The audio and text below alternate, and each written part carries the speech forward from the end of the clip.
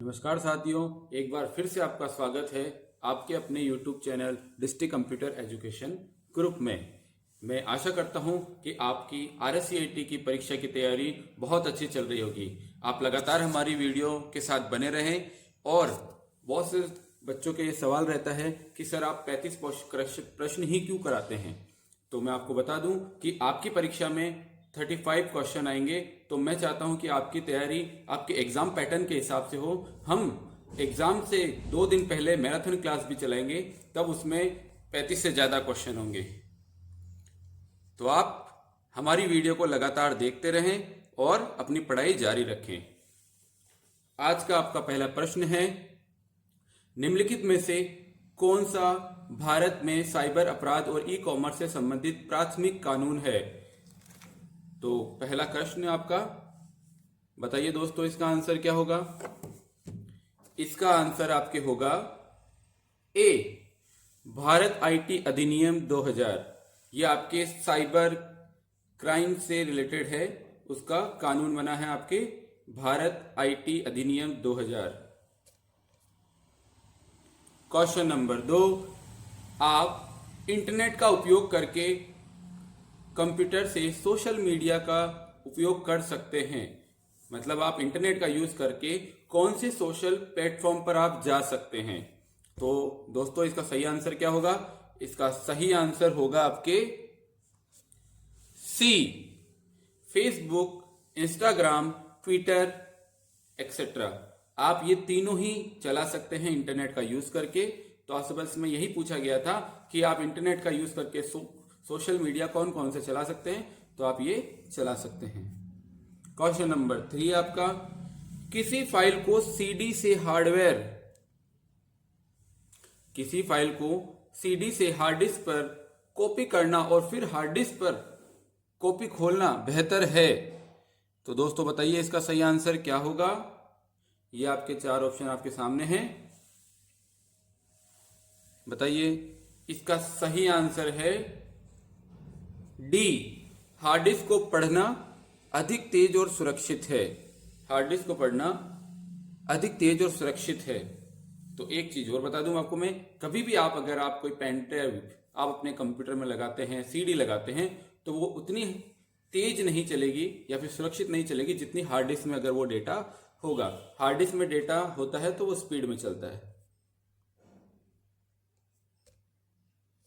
आपका चौथा प्रश्न है, डिजिटल फोटोग्राफ की छवि बनाने वाले बिंदुओं को हम क्या कहते हैं। अगर कोई फोटो है तो वो किन बिंदुओं से मिलकर बनती है, उन बिंदुओं को पिक्सेल्स कहते हैं।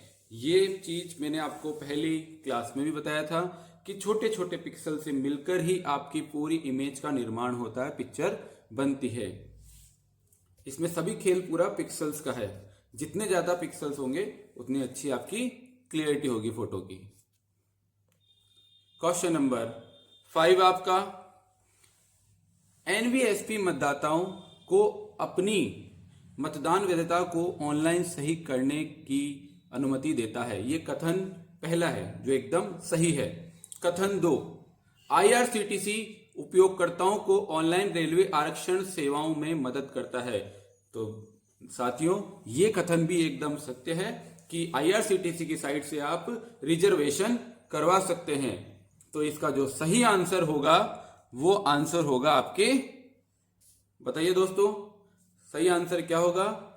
सही आंसर होगा आपके डी, कथन 1 और कथन 2 दोनों ही सही हैं, क्योंकि एनवीएसपी का यूज करके आप अपने मतदाता सूची में करेक्शन कर सकते हैं और आईआरसीटीसी पोर्टल पे जाकर आप रिजर्वेशन करवा सकते हैं। चौथा प्रश्न आपका, एमएस एक्सेल 2019 में डैश फंक्शन उन सेल को गिनता है जो खाली नहीं है। तो बताइए दोस्तों क्या आंसर होगा इसका। एमएस एक्सेल 2019 में डैश फंक्शन उन सेल को गिनता है जो खाली नहीं है। तो बताइए क्या आंसर होगा इसका। तो इसका सही आंसर होगा सी, काउंट। ये क्या करता है कि आपके ब्लैंक जितने होंगे एक्सेल उनको छोड़ देता है, बाकी जिनमें लिखा होगा उन सबको ये काउंट करता है। क्वेश्चन नंबर 7, सेल B1 से शुरू होकर कॉलम G तक और नीचे पंक्ति मतलब कि रो 10 तक जाने वाले सेल रेंज के लिए सेल रेफरेंस क्या होगा। मतलब आपको ऊपर B1 से शुरू होकर कॉलम G तक जाता है और 10वीं पंक्ति मतलब रो तक जाता है, तो उसका सेल रेफरेंस क्या होगा। सेल रेफरेंस बताइए दोस्तों, सेल रेफरेंस क्या हो सकता है इसका सेल रेफरेंस होगा D, B1:G10। दोस्तों कभी भी सेल रेफरेंस की बात की जाए तो B1 और जो आपको दो बिंदु अंकित कर रहे हैं उनको कॉलन कहते हैं, तो यहां से सेल रेंज बताई जाती है, यहां से शुरू होती है B1:G10। तो ये सही आंसर इसका होगा डी। क्वेश्चन नंबर आपका 8, जब आप पावर पॉइंट में पहले से डाली गई किसी छवि को संपादित करते हैं तो क्या होता है। दोस्तों ये प्रश्न हर 1-2 एग्जाम बाद में वापस रिपीट होता है, तो आप इसको याद रखिएगा। जब आप पावर पॉइंट में पहले से ही डाली गई किसी छवि को संपादित करते हैं तो क्या होता है। इसका सही आंसर है आपके ए, स्रोत फाइल जो पहले से डाली गई थी नहीं बदलती है। दोस्तों इस क्वेश्चन और इस आंसर को आप याद रखिएगा, ये क्वेश्चन रिपीट होता है। जब आप पावर पॉइंट में पहले से डाली गई किसी छवि को संपादित करते हैं तो क्या होता है। आंसर होगा इसका ए, स्रोत फाइल जो पहले से डाली गई थी नहीं बदलती है। क्वेश्चन नंबर आपका 9, स्प्रेडशीट बनाने के लिए मुख्य रूप से निम्नलिखित एप्लीकेशन का उपयोग किया जाता है। अगर आप कोई स्प्रेडशीट मतलब एक्सेल की शीट बनाते हैं तो निम्न में से किसका उपयोग आप करते हो। देखो गूगल शीट तो होती ही है, MS एक्सेल भी होता है।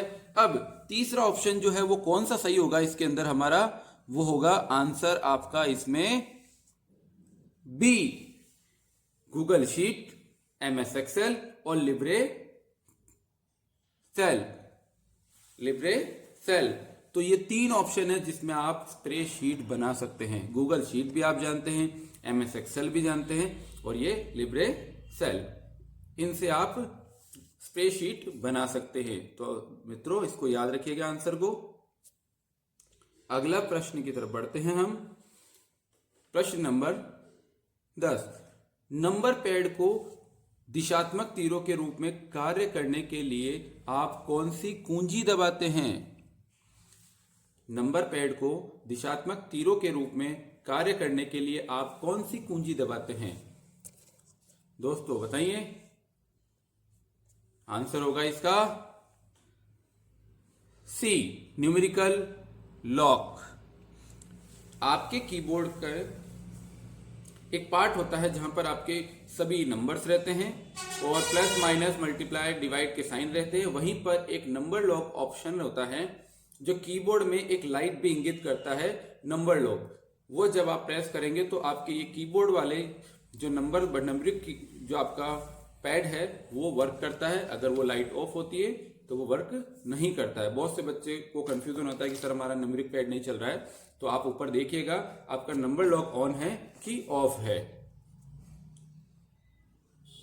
क्वेश्चन नंबर 11, MS एक्सेल 2019 में सबसे ऊपर बाईं ओर वाले सेल का एड्रेस क्या होगा।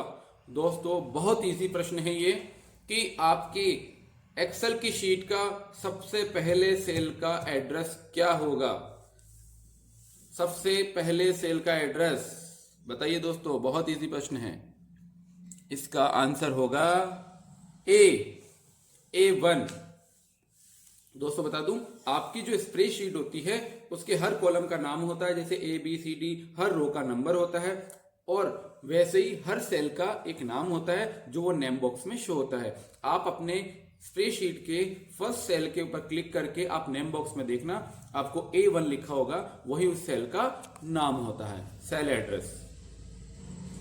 क्वेश्चन नंबर 12, डैश एक फाइल है जो डेटा को सारणीबद्ध प्रारूप में संग्रहित करती है, ठीक है, जिसमें मानों को अलग करने के लिए कोमा और रिकॉर्ड को अलग करने के लिए नई पंक्ति का उपयोग किया जाता है। इसका उपयोग आमतौर पर स्प्रेडशीट के लिए किया जाता है। तो बताइए दोस्तों, क्वेश्चन नंबर 12 का आंसर क्या होगा? बहुत से लोगों को इसका आंसर नहीं पता होगा, चलो मैं ही बता देता हूं। इसका आंसर होगा डीबीए, डेटाबेस मैनेजमेंट सिस्टम होता है ये डीबीए, ठीक है। इसका सही आंसर होगा dBA. Question number 13, SSO ID किससे संबंधित है? यानी आपकी जो एसएसओ आईडी है, मित्रों बताइए कि एसएसओ आईडी किससे संबंधित होती है? इसका सही आंसर, जी हाँ सही बता रहे हैं आप, ई मित्र से ही संबंधित है। तो ई मित्र वाले जो आईडी चलाते हैं उसे एसएसओ आईडी ही कहते हैं। और हम अपनी पर्सनल आईडी बनाते हैं वो भी एसएसओ आईडी होती है, जिससे अब राजस्थान सरकार का कोई भी काम करवाना हो, अब वहां से फॉर्म भरना हो, एडमिट कार्ड वगैरह हो, ये सारी चीजें अपन वहां से कर सकते हैं। इसको ई मित्र आईडी भी कहते हैं।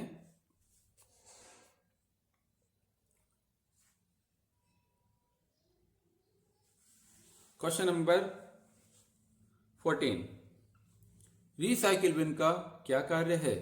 रीसाइकिल बिन का क्या कार्य है? तो बताइए, बहुत इजी प्रश्न है ये। तो रीसाइकिल बिन का कार्य होता है हटाई गई फाइलों को संग्रहित करना। आंसर होगा इसका ए, हटाई गई फाइलों को संग्रहित करना। तो सिंपल लैंग्वेज में जो भी आप फाइल डिलीट करते हैं वो जाती है आपके रीसाइकिल बिन में। रीसाइकिल बिन में जाती है और वो स्टोर होती है। अगर आप रीसाइकिल बिन से भी उनको हटा देते हैं तो वो क्या होती है? परमानेंटली डिलीट हो जाती है, फिर वो आपको फाइल नहीं मिलती है। आंसर होगा इसका ए।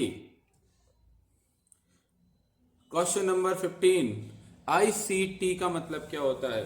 दोस्तों आपके परीक्षा में कुछ फुल फॉर्म्स भी पूछी जाती है, तो उनमें से एक ये है कि आईसीटी की फुल फॉर्म क्या होगी? आईसीटी बताइए दोस्तों।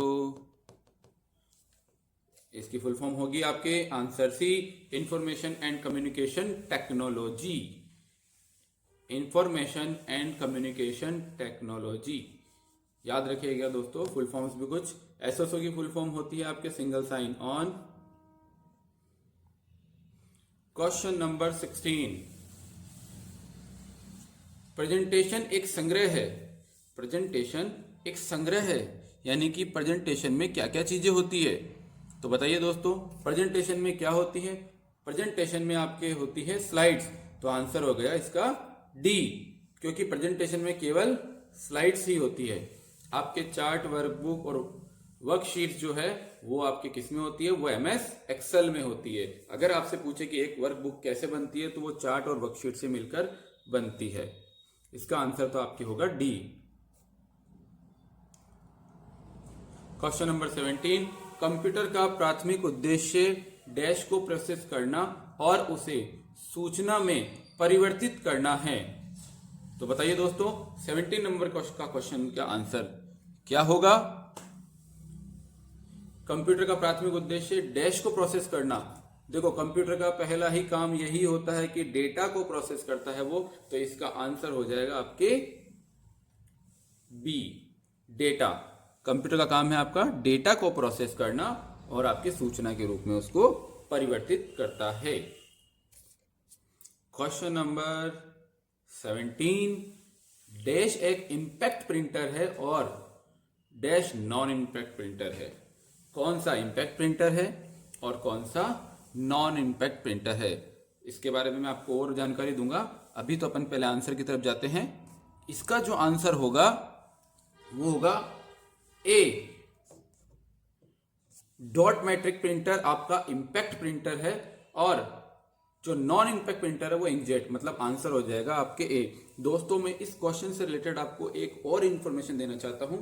अगर आपको प्रिंटर इंपैक्ट और नॉन इंपैक्ट में छांटने में अगर प्रॉब्लम होती है तो मैं सबसे इजी ट्रिक देता हूं आपको कि प्रिंटर दो तरह के होते हैं, एक होता है इंपैक्ट और एक होता है नॉन इंपैक्ट। देखो इम्पैक्ट वाले जो हैं उनके नाम बहुत सारे हैं, लेकिन नॉन इम्पैक्ट के आपको 4 नाम याद रखने हैं। अगर उनके अलावा जो नाम आ जाए वो समझ जाना आप लोग, वो इम्पैक्ट प्रिंटर है। तो नॉन इम्पैक्ट के आपको मैं नाम बताता हूं, लेजर, इंकजेट, थर्मल और प्लॉटर। ठीक है, नॉन इम्पैक्ट प्रिंटर के नाम है लेजर, इंकजेट, थर्मल और प्लॉटर। ये आपके नॉन इम्पैक्ट प्रिंटर है। इसके अलावा जो भी आपके नाम आ जाए वो सभी नॉन इम्पैक्ट प्रिंटर है। तो कभी आपको ऐसा क्वेश्चन आए तो आप कंफ्यूज मत होइएगा। क्वेश्चन नंबर 19 की तरफ बढ़ते हैं। निम्नलिखित में से कौन सा कथन रैम और रोम के लिए सही है? बताइए दोस्तों, कौन सा कथन रैम और रोम के लिए सही है? देखते हैं। चलो, पहला कथन, रोम रियल ऑप्टिकल मेमोरी है। चलो फिर ये भी देखते हैं, आगे बढ़ते हैं। वैसे तो ये गलत है। सेकंड है आपके, रैम उन निर्देशों को संग्रहित करता है जिन पर आप वर्तमान में काम कर रहे हैं। ये एकदम करेक्ट है। ठीक है। थर्ड, रोम BIOS को संग्रहित करता है। BIOS को संग्रहित करता है। चलो ठीक है। फोर्थ, रैम उपयोगकर्ता को डेटा पढ़ने और लिखने की अनुमति देता है। ओके। फिर है 5, बिजली बंद होने पर रैम और रोम अपना डेटा खो देते हैं। तो दोस्तों अब बताइए इसका सही आंसर। इसको क्या करना है, सीरीज से जमाना है कि कौन सा सही है, उसकी तरफ अपन को आगे बढ़ना है। तो बताइए दोस्तों, इसका सही आंसर क्या होगा?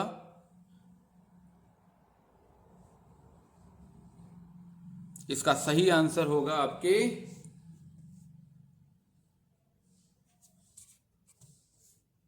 बी। जो बी कथन है, बी में केवल 2, 3 और 4 नंबर का कथन है, वो एकदम आपके सही है। मतलब रैम उन निर्देशों को संग्रहित करता है जिन पर आप वर्तमान में कार्य कर रहे हैं, एकदम सही है। तो बी में पहला ऑप्शन सही हो अपना। बी का सेकंड ऑप्शन 3 दिया इसने, रोम बायोस को संग्रहित करता है, ये भी एकदम करेक्ट है।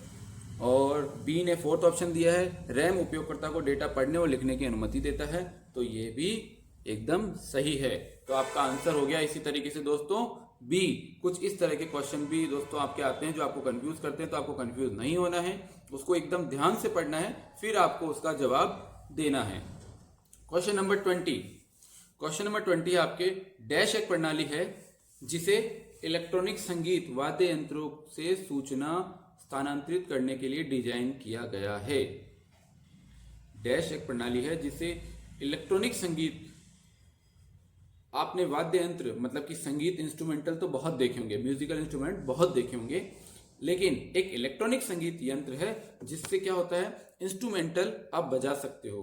मतलब कोई भी वाद्य यंत्र की ध्वनि आप उस डिवाइस से निकाल सकते हो। तो वो एकदम सही जवाब दोस्तों बी होगा इसका आंसर, MIDI। MIDI एक ऐसा डिवाइस है जो इंस्ट्रूमेंटल आवाज आपके लिए निकालता है, किसी भी वाद्य यंत्र की ये आवाज निकाल सकता है। तो आपको इसकी फुल फॉर्म बताता हूं मैं दोस्तों। इसकी फुल फॉर्म होती है musical instrumental digital interface. Musical instrument digital interface, इसकी फुल फॉर्म भी याद रखिएगा दोस्तों, यानी म्यूजिकल इंस्ट्रूमेंट डिजिटल इंटरफेस। चलो अपने अगले प्रश्न की तरफ अपन चलते हैं। क्वेश्चन नंबर 21, डैश का उपयोग जानकारी इकट्ठी करने और विश्लेषण सर्वेक्षण बनाने के लिए किया जाता है। जानकारियां इकट्ठी करने के लिए आप किसका यूज करते हैं दोस्तों, बताइए। जैसे अगर आपको किसी की इंफॉर्मेशन लेनी है तो आप उसे क्या करेंगे, एक फॉर्म भरवाएंगे। तो इसका सीधा सीधा आंसर आपके हो जाएगा गूगल फॉर्म। आंसर बी, आपके 21 नंबर क्वेश्चन का आंसर होगा गूगल फॉर्म। कोई जानकारी इंफॉर्मेशन लेनी हो तो गूगल में एक ऑप्शन है आपके गूगल आईडी पर, गूगल फॉर्म, उसको छोटा सा एक फॉर्म बनाकर आप अपने सभी को सेंड कर सकते हैं, लोग उसको भरकर आपको भेज सकते हैं। Answer B. क्वेश्चन नंबर 22, निम्नलिखित में से कौन सा इनपुट डिवाइस का उदाहरण है? दोस्तों, आपसे यह भी क्वेश्चन पूछे जाते हैं कि कौन सा इनपुट है, कौन सा आउटपुट है। तो इसका भी मैं आपको एक अच्छा तरीका बताता हूं कि कंप्यूटर के हार्डवेयर दो तरीके के होते हैं, एक इनपुट डिवाइस और दूसरा आउटपुट डिवाइस। इन मतलब अंदर जिन भी डिवाइस से कंप्यूटर में काम अंदर जाता हो वो सभी इनपुट डिवाइस होते हैं, और जिन डिवाइस से कंप्यूटर से काम बाहर आता है तो उन्हें आउट ही बोलते हैं, तो आउटपुट डिवाइस होते हैं। तो अगर इस थ्योरी को अगर आप याद रखोगे तो आपको ऑटोमेटिक इनपुट और आउटपुट डिवाइस आप अलग कर सकते हो। आपसे यहाँ पे इनपुट डिवाइस पूछा है तो देखिए OCR, फिर लाइन प्रिंटर, CRT मॉनिटर और स्पीकर। तो मैं आपको बता दूं OCR मतलब होता है ऑप्टिकल कैरेक्टर रीडर। ये एक तरह का डिवाइस है जो पेपर पर लिखे हुए टेक्स्ट को रीड कर लेता है, तो इसको बोलते हैं ऑप्टिकल कैरेक्टर रीडर। ठीक है, तो इसका सही आंसर होगा आपके आंसर इसका A, OCR। लाइन प्रिंटर, अब प्रिंटर का काम होता है पेपर को प्रिंट करके बाहर लाना, तो ये आउटपुट डिवाइस है। CRT मॉनिटर, तो आपका मॉनिटर का काम होता है डिस्प्ले दिखाना, वो भी आउटपुट है। स्पीकर का काम होता है आवाज बाहर देना, तो वो भी आपके आउटपुट है। तो इसीलिए इसका आंसर हो गया आपके A। Question number 23, dash window 11 में वह क्षेत्र है जिसमें पृष्ठभूमि चित्र मतलब वॉलपेपर आइकन और टास्क बार शामिल होते हैं। दोस्तों, मैं RSCAT की क्लास जब भी लेता हूं शुरुआत के दिन ही पहली चीज यही बताता हूं कि इसे क्या कहते हैं। तो दोस्तों बताइए क्या होगा? सही आंसर इसका होगा C, डेस्कटॉप। तो आपको अगर याद रखना है इसको तो सीधी सीधी लाइन है आपके लिए कि कंप्यूटर स्टार्ट करते ही जो पहली डिस्प्ले शो होती है उसी को डेस्कटॉप कहते हैं। This is called desktop. तो 23 क्वेश्चन अपना कंप्लीट हुआ। 24, MS वर्ड 2019 में डैश टैब में होम, इंसर्ट, लेआउट, रेफरेंस आदि जैसे विकल्प होते हैं। ठीक है, डैश टैब में home, insert, page layout, reference ये सब टैब होते हैं। तो बताइए कहाँ होते हैं? क्वेश्चन नंबर 24 है दोस्तों, बताइए। इन सभी को रिबन में संग्रहित किया जाता है। इस क्वेश्चन में भी बच्चे बहुत कंफ्यूज होते हैं, तो मैं आपको बताऊं MS वर्ड या एक्सेल में ऊपर आपके टैब्स बनी होती है, होम, इंसर्ट, तो इन सबके जितने भी विकल्प होते हैं मतलब कि इन सबके जो ऑप्शन होते हैं इनको एक रिबन में बांध कर रखा जाता है, उसे रिबन कहते हैं। जब भी आप किसी भी होम पर क्लिक करेंगे तो आप देखते हैं कि इंसर्ट वाले ऑप्शन हाइड हो जाते हैं, आप इंसर्ट पर क्लिक करते हो तो होम वाले ऑप्शन हाइड हो जाते हैं। तो वो एक रिबन में पिरो कर रखा जाता है, इसलिए इसका नाम भी रिबन दिया गया है। तो इसका आंसर होगा B। क्वेश्चन नंबर 25, UPI का फुल फॉर्म क्या होता है? UPI की फुल फॉर्म क्या होती है? UPI की फुल फॉर्म बताइए दोस्तों।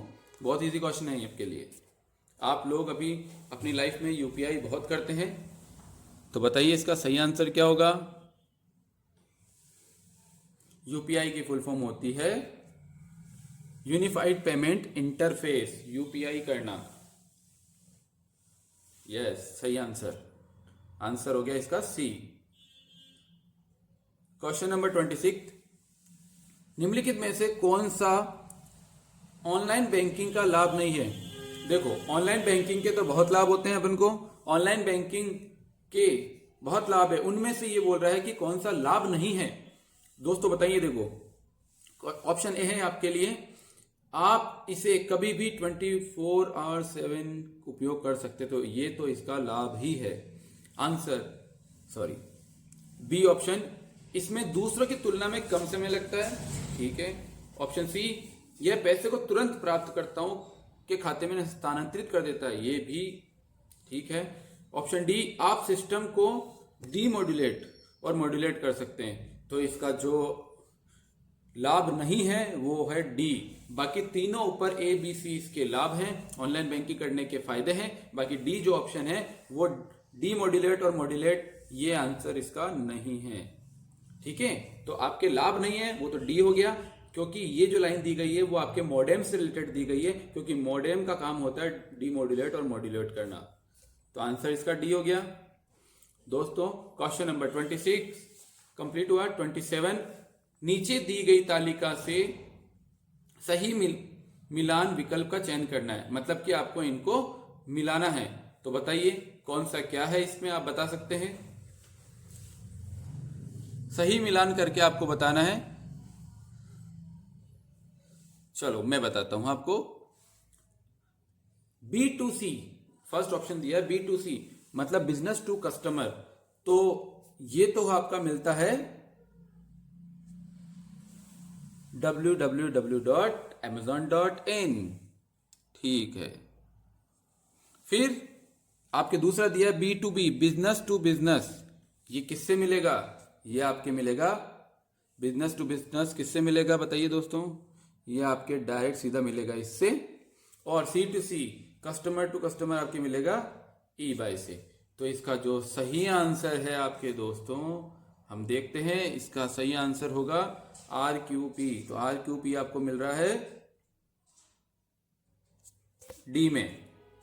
तो इसका सही आंसर हो गया आपके डी, RQP। आपके इस तरह के भी क्वेश्चन आते हैं, लेकिन इनको एकदम शांत मन से एक बार आप इसको पहले पढ़िएगा, फिर ही आंसर आप दीजिएगा। क्वेश्चन नंबर 28, निम्नलिखित में से किसे डिजिटल दस्तावेज बंधक के रूप में जाना जाता है, जिसका उद्देश्य आधिकारिक दस्तावेज और प्रमाण पत्रों के मान्यकरण की सुविधा देना है? दोस्तों बताइए क्या आंसर होगा इसका? इसका आंसर आपके होगा, मैंने कल ही इसका बताया था, राज ई वॉलेट। ये एक ऐसा वॉलेट है जिसमें आप सरकारी दस्तावेज जो आपको गवर्नमेंट इश्यू करती है वो सभी आप इसमें रख सकते हो, संग्रहित करके रख सकते हो, स्टोर कर रख सकते हो, मतलब डिजिटल रूप से आप स्टोर करते हो। तो इसका सही आंसर होगा राज ई वॉलेट सी। क्वेश्चन नंबर 29, प्रेजेंटेशन का स्लाइड शो शुरू करने के लिए, ये प्रश्न कल भी आया था। बताइए दोस्तों क्या आंसर होगा इसका? देखो ये तो एक तरह का क्वेश्चन थोड़ा अलग है, ध्यान से देखिए। इसका पहला जो ऑप्शन है वो वैसे सही है कि F5 कुंजी दबाई जाती है, ये मैं इसको एकदम सही मानता हूं। स्लाइड शो मेन्यू में शो देखने के लिए विकल्प चुनिए, ये भी सही है, ठीक है। Option C, slide show menu में रियर्स टाइमिंग चुनिए, इसमें रियर्स टाइमिंग सुनिए, ठीक है। तो इसका जो सही आंसर होगा वो बताइए दोस्तों क्या हो सकता है? सोच कर बताइए।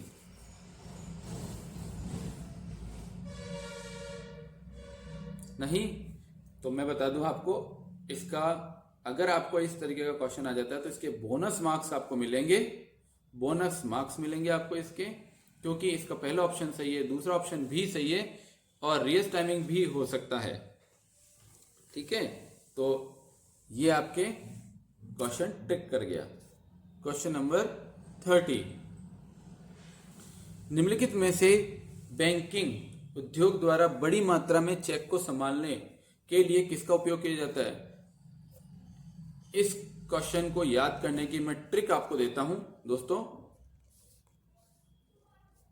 कि कभी भी आपके क्वेश्चन आ जाए कि निम्नलिखित में से बैंकिंग उद्योग द्वारा बड़ी मात्रा में चेक को संभालने के लिए, तो आंख बंद करके आप इसका आंसर लगा सकते हैं MICR। MICR एक ऐसा डिवाइस है जो चेक को रीड करने का काम करता है, जो केवल बैंक में ही काम आता है। तो MICR मतलब मैग्नेटिक इंक कैरेक्टर रीडर, इसकी फुल फॉर्म याद रखिएगा, मैग्नेटिक इंक कैरेक्टर रीडर, जो बैंक में ही काम आता है चेक को रीड करने के लिए। दोस्तों 30 क्वेश्चन पूरे हो गए। क्वेश्चन नंबर 31, क्वेश्चन नंबर 31 आपका आ जाता है, भंडारण क्षमता के आरोही क्रम के अनुसार सही विकल्प चुनिए। आरोही क्रम के अकॉर्डिंग बताना है आपको दोस्तों, तो इसका सही आंसर आप मुझे बताइए, आरोही क्रम के अनुसार। तो इसका जो सही आंसर है मैं ही बता देता हूं, इसका आंसर होगा A, CDRW, ठीक है, DVD, ब्लू रे डिस्क और फिर हार्ड डिस्क। CDRW, CD मतलब कि नॉर्मल जो आपकी CD होती है, RW writable, DVD digital video disc, Blu-ray disc और फिर हार्ड डिस्क। तो यही इसका सही क्रम है, मतलब कि छोटे से बड़े की तरफ जा रहा है ये। तो इसका सही आंसर हो गया A।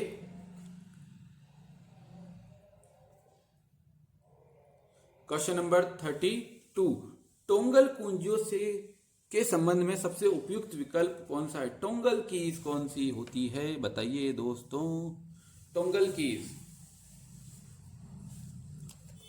दोस्तों, आप अपने कीबोर्ड में 3 लाइट देखते हैं। मैं आपको इसके बारे में बता रहा हूं कि आप कीबोर्ड में 3 लाइट्स देखते हैं। एक होती है कैप्स लॉक, एक होती है नम लॉक, एक होती है स्क्रॉल लॉक। इन तीनों को टोंगल कीज कहा जाता है, जिनको ऑफ और ऑन भी किया जा सकता है। जी हाँ दोस्तों, इसका मतलब आप समझ गए, आंसर इसका होगा डी, ये सभी, all of these. Toggle keys आपके caps lock, num lock, scroll lock, ये 3 ही होती है। जो आपके कीबोर्ड में 3 लाइट जलती है उन्हीं को टोंगल कीज कहते हैं। क्वेश्चन नंबर 33, किसी दस्तावेज में हेडर और फुटर जोड़ने का उद्देश्य क्या होता है? अगर आप किसी डॉक्यूमेंट में हेडर और फुटर लगाते हैं तो उसका मेन मोटिव क्या होता है? तो वो इसका मेन मोटिव होता है किसी दस्तावेज के दृश्य आकर्षक और बेहतर बनाना। उसका यही अंतर आपका होता है। किसी भी डॉक्यूमेंट, दृश्य मतलब किसी भी डॉक्यूमेंट को इम्प्रूव और सुंदर बनाने के लिए अपन क्या करते हैं, उसमें हेडर और फुटर जोड़ते हैं। आप अपनी बुक्स वगैरह आप जब भी आप रीड करते हैं तो थोड़ा ध्यान से देखिएगा, उसके सबसे टॉप और सबसे बॉटम में कोई ऐसा टेक्स्ट होता है जो हर पेज पर रिपीट हो रहा है, उसी को हेडर और फुटर कहते हैं। Header top of the page, footer bottom of the page. तो इसका सही आंसर हो गया आपके ए। 34 नंबर का क्वेश्चन आपके लिए दोस्तों, डैश सर्च इंजन द्वारा प्रबंधित प्रक्रियाएं हैं। सर्च इंजन क्या काम करता है बताइए, यानी कि उसकी काम की प्रोसेस क्या है वो बतानी है आपको। बताइए। देखो, मेल मर्ज करना, तो ये तो वर्ड का स्टार्ट हो गया काम। स्टार बस, ये नेटवर्किंग का काम हो गया। मिनी, माइक्रो, मेन फ्रेम, ये कंप्यूटर के प्रकार हो गए। तो इसका सही आंसर हो गया डी। डी होगा वेब क्रॉलिंग, इंडेंसिंग और खोज, मतलब फिर बाद में उसको सर्च करना। तो सर्च इंजन की जो प्रक्रियाएं होती है वो यहां से होकर गुजरती है। इसका आंसर हो जाएगा डी। क्वेश्चन नंबर 35, निम्नलिखित में से कौन URL http://www.vmou.ac.in में प्रोटोकॉल से संबंधित है? दोस्तों बताइए। प्रोटोकॉल, देखो वैसे प्रोटोकॉल की बात कर रहा है तो इसमें P आ गया लास्ट में, आंसर होगा इसका D, HTTP hyper text transfer protocol. अगर किसी प्रोटोकॉल को अगर आपको बताना हो तो लास्ट में P वैसे भी आ गया इसमें, HTTP hyper text transfer protocol. ये आपको क्या करता है, प्रोटोकॉल का प्रतिनिधित्व करता है। तो दोस्तों, आपके आज की जो सीरीज है 35 प्रश्नों की, वो कंप्लीट हुई। आज अपने तीसरी सीरीज कंप्लीट हुई है। मैं आशा करता हूं दोस्तों कि आप लोग हमारी वीडियो निरंतर देख रहे होंगे, और ये मेरी गारंटी है कि आप हमारी वीडियोस को देखकर अपनी RSCIT परीक्षा की तैयारी अच्छे से अच्छी कर सकते हैं। मैं डेली आपके लिए 35 क्वेश्चन लेकर आता हूं। ये गारंटी है कि आप इनको देखेंगे और अच्छे से समझेंगे तो आपका जो आने वाला RSCIT का एग्जाम है वो बहुत ही अच्छा होगा और आप गारंटी उसमें पास हो जाएंगे। एग्जाम के 1-2 दिन पहले हम मैराथन क्लास भी लेकर आएंगे, तब आप हमसे जरूर जुड़िएगा। उसमें 35 क्वेश्चन से ज्यादा होंगे। और कुछ दोस्तों ने मुझे यह भी बोला है कि सर RSCIT परीक्षा कैसी होती है, कितने क्वेश्चन आते हैं, कितने नंबर के होते हैं, कैसे करना होता है, OMR शीट कैसे भरनी होती है। तो उसकी मैं एक सेपरेट वीडियो अलग से बनाकर एक दिन डालूंगा, तो आप मुझसे जुड़े रहिए। धन्यवाद।